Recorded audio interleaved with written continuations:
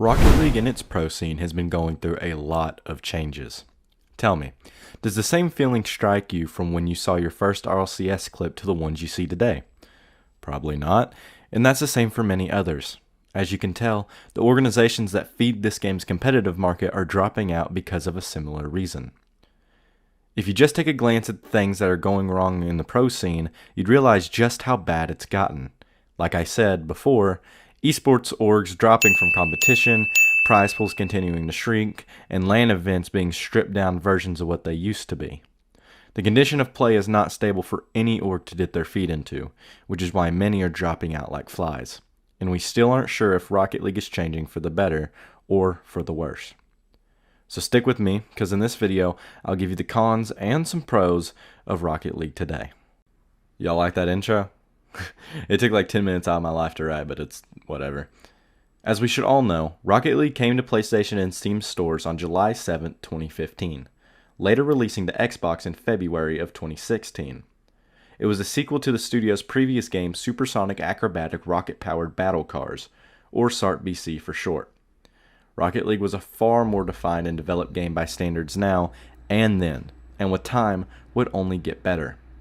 2015 was a huge year for Rocket League and Psyonix, as Rocket League was a smash hit selling over 4 million copies in its launch year. Now, here's where competitive Rocket League is launched into the equation. In 2016, the RLCS was launched and hosted by Psyonix and the streaming service Twitch. The first season of RLCS kicked off with a smash hit in the spring of that year and a starting prize pool of $75,000.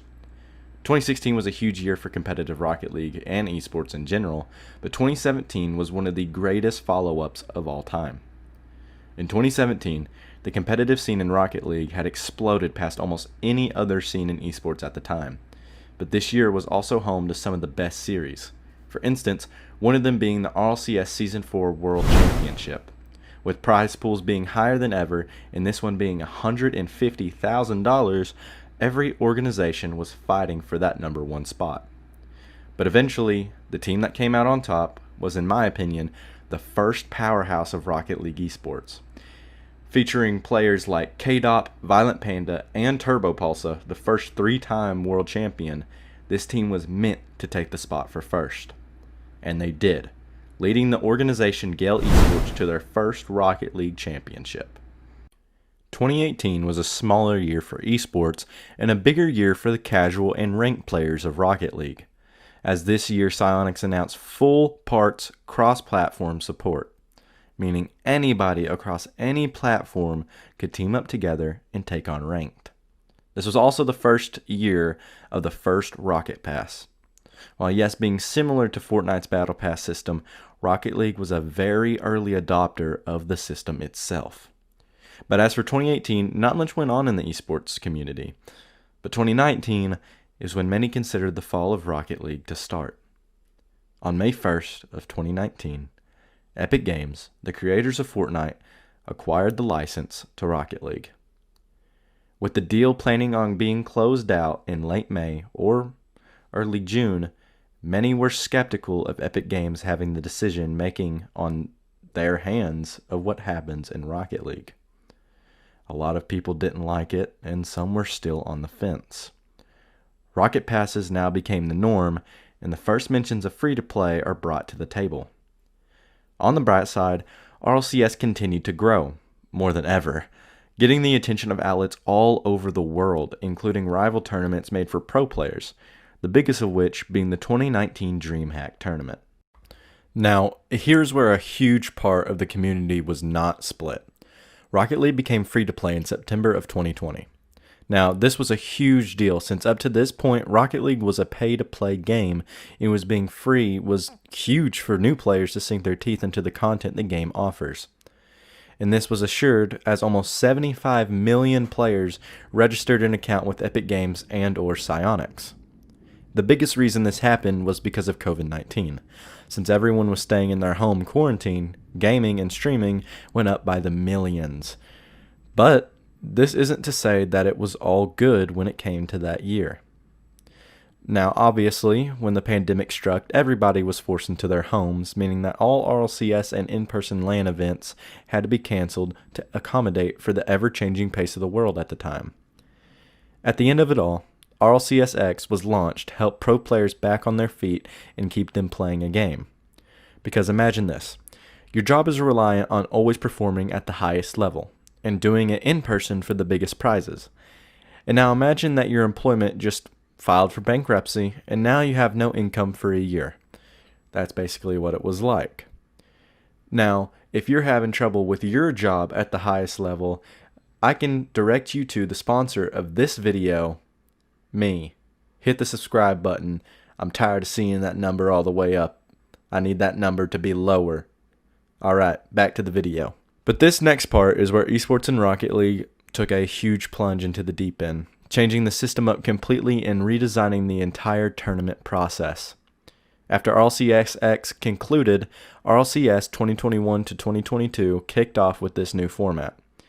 So you hear me talking about this format change so much. So what is it? Okay, so the series are now comprised of 3 splits: the fall split, the winter split, and the spring split. And each of these tournaments had their own majors as well, enticing pros to do well in order to ensure themselves a spot for Worlds. This is competitive Rocket League at its core: fun, challenging, and exciting gameplay to see who the best team in the world is. Also, with prize pools still increasing, Rocket League competitive could only get better, right? Well, yeah, actually.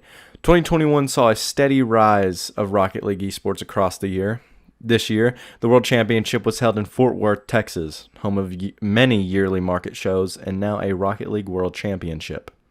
With a prize pool of $2.1 million, teams were taking this series way more seriously than ever.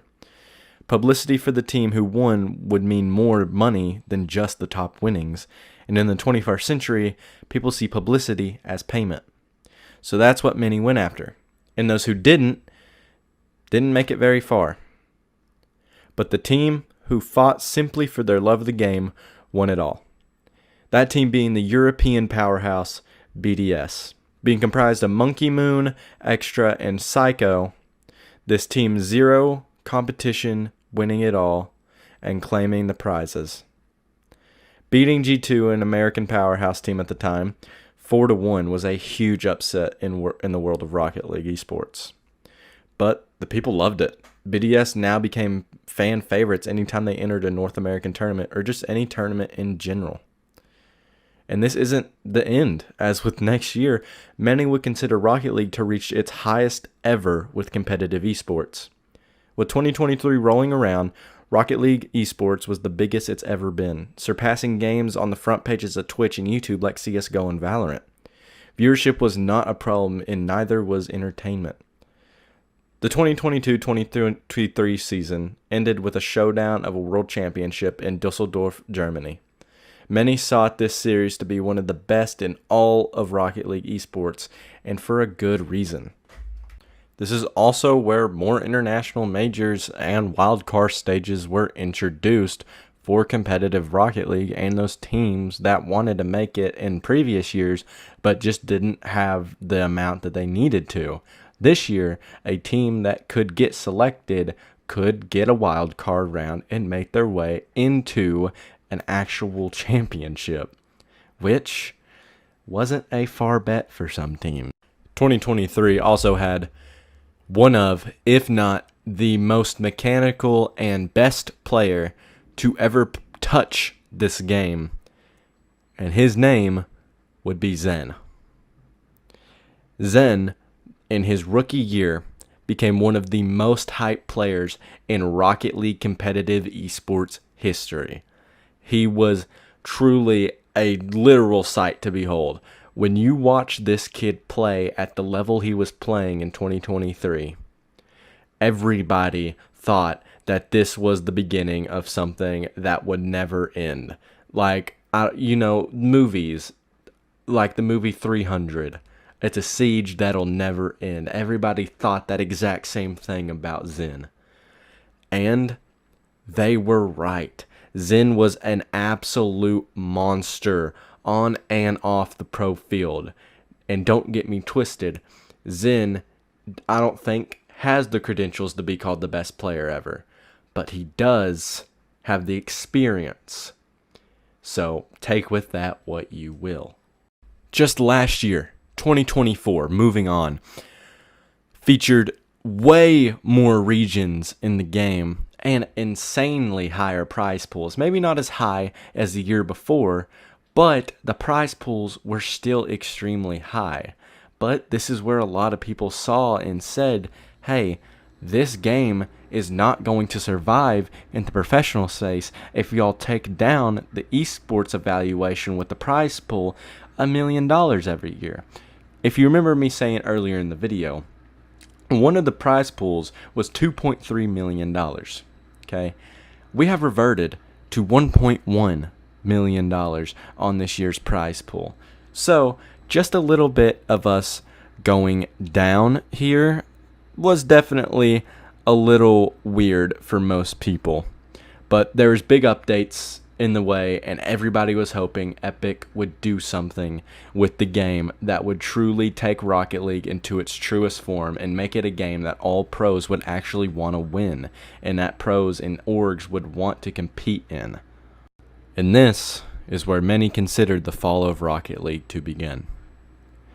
This year, all throughout the year, there were complaints through every single person that played this game, at least in some sort of competitive way, that all things were screwed up majorly.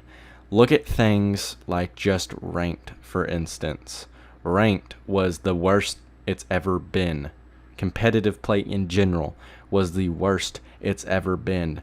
There are articles written on how bad the state of this game was and if Rocket League was left to die by Epic Games. Now, if you ask me, it wasn't too far of a fetch to say that. Incorporating Rocket League into a game like Fortnite shows that Epic is just there for the money that Rocket League can bring them and not much else. Psyonix had a passion for this game. This was the game that was meant to boost them into the spotlight, and it did. And at the moment where they could have made this game better than any other competitive esports game, Epic took it right out of their hands. And that is why people say Epic ruined this game. Nobody ever should have messed with Rocket League besides Psyonix.